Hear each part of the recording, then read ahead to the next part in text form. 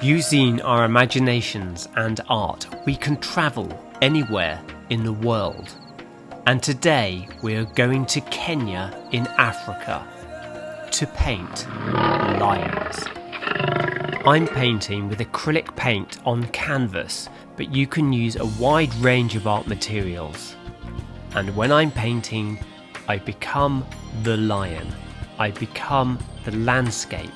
I feel the African heat on my lion face. This is how I connect. This is how you connect. And this is how we all travel. As you've just seen, the first thing I do is to cover the white of the canvas or my paper with paint. I mix the colours on the surface itself. The reds, the pinks, the yellows, and with white, and I brush it together with a wide brush, with brush strokes that go left to right and off the edge.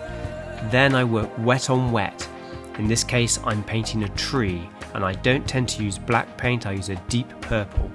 Then I bring in highlights. This is really wet paint, and I'm layering on thick green paint on this beautiful tree, and then doing some details in the background with deeper colour greens to establish the wonderful environment of Kenya.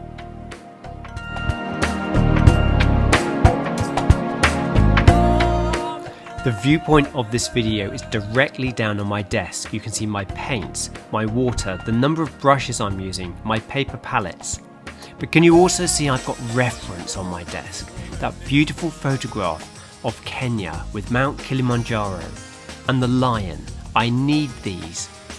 But those added together with my imagination and my paints create something unique, something worth saying, and something that will always bond me to lions in this amazing endangered landscape.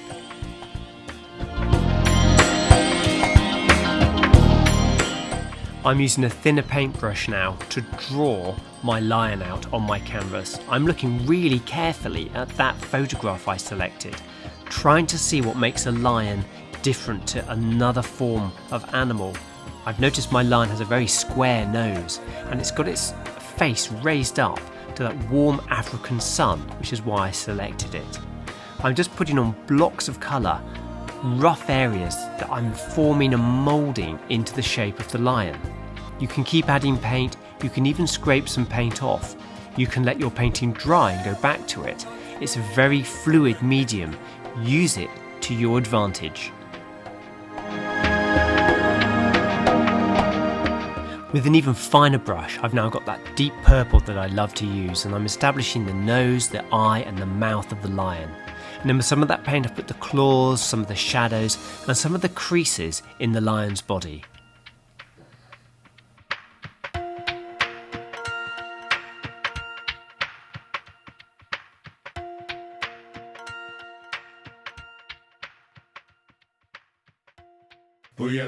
As my lion emerges from my canvas and I start to put on the finer details, its beautiful white face markings, I really feel the sun beating down on the warmth on my face, on my lion's face. I am becoming the lion, and I can feel how important this animal is to this amazing environment.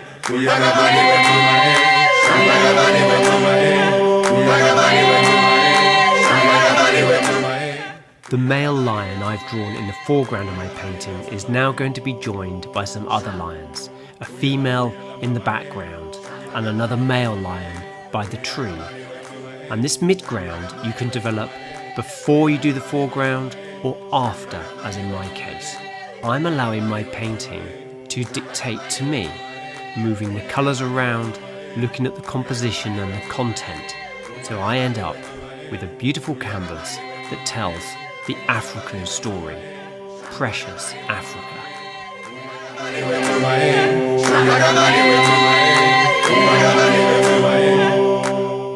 My painting was really wet, so I've taken it outside into the sunshine and it's dried, but you could leave it over a lunchtime or overnight and come back to it to add detail. I've added details like the whiskers on the lion's face, and now I'm putting on highlights on its mane, where the sun is catching it, and also to make the painting dynamic. I'm painting here in real time. The rest of the video has been speeded up by 6 times. So these are my real brush strokes in real time. This is the speed I paint.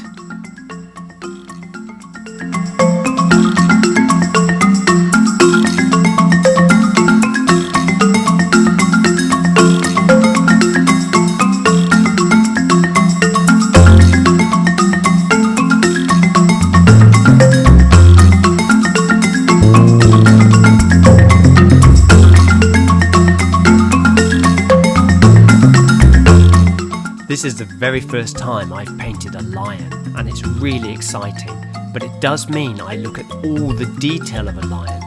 As I do future paintings, I will look at simplifying the lion, finding the essence of lion, and don't feel you have to do so much detail in your paintings if you don't want to. To finish my painting of Africa, I'm working across the entire surface.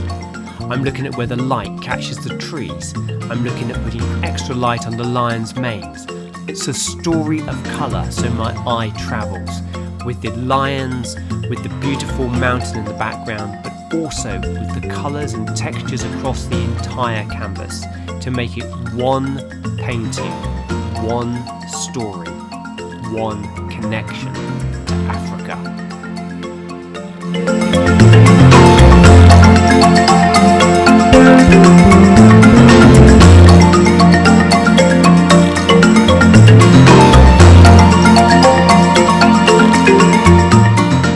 Let's recap how I created this painting. I mixed my colours directly onto my canvas.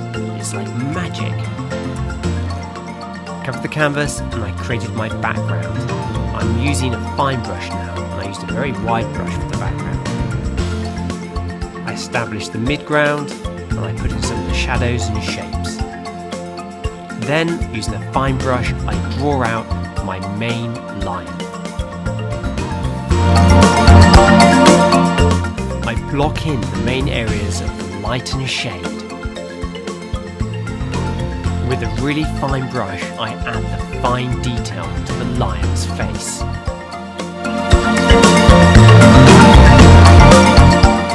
I add more shadows and detailing to the lion's body.